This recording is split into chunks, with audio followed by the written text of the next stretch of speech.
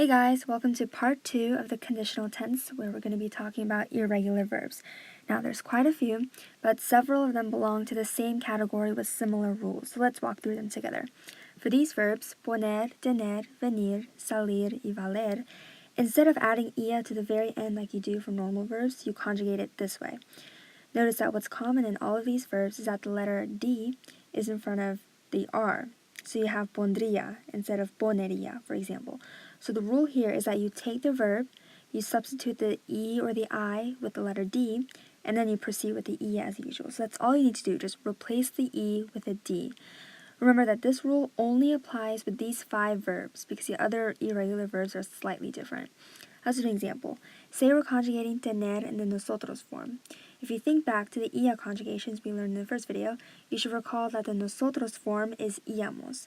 So that's the ending we're going to be using with tener, but instead of simply adding it to the end of er as with most verbs, we have to replace the letter e with a d, and we get tendríamos. So that is how you say we would have in the conditional tense. What about the verb salir in the ellos or ustedes form? So they would leave. Let's see, first we have to choose the appropriate ending for the third person plural, which is going to be ian. Then we have to substitute the I with the letter D, and the conjugated form becomes saldrían. So it's pretty straightforward. It's all you really need to know for these verbs, plus poner, venir, and valer.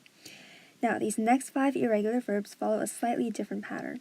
For caber, haber, poder, querer, and saber, all you do is you remove the E at the end, and then add the appropriate ia ending. So whereas in the previous 5 verbs you replace it with the letter D, here you only take it out, and you just have cabría, habría, podría, querría, and sabría. Let's do one example with this group. We're going to translate the phrase, you would know.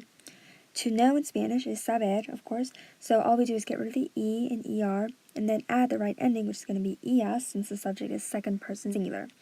So the sentence becomes, tú sabrías. Okay, the last 2 irregular verbs you need to know for the conditional are decir and hacer, which shouldn't be a surprise because they're both irregular verbs in the present tense as well. They're stem-changing verbs, which means their entire stem at the end changes to something entirely different. But there's only these 2 you need to memorize, so it shouldn't be too difficult. First, let's talk about decir. This is what the conjugation chart looks like for decir in the conditional tense. So you've got diría, dirías, diría, diríamos, diríais, and dirían. Notice that the letter C doesn't exist in any of the conjugated forms, only the letter R. Make sure you know this by heart because decir is a very common word that comes up pretty frequently. Now, the verb hacer is conjugated in a similar way. Here's what it looks like. Haría, harías, haría, haríamos, haríais, and harían. So again, you have the letter R in place of the letter C, and the rest is just like any other verb in the conditional tense. Just remember that you have to drop these 2 letters in the middle before adding any of the ia endings afterwards. Here's a list of all the important irregular verbs in the conditional tense separated by their group. Remember that for these 5 words, you replace the vowel at the end with the letter D. For these 5, you simply drop the E, and the last 2 are stem-changing verbs, so you need to recall their appropriate stems.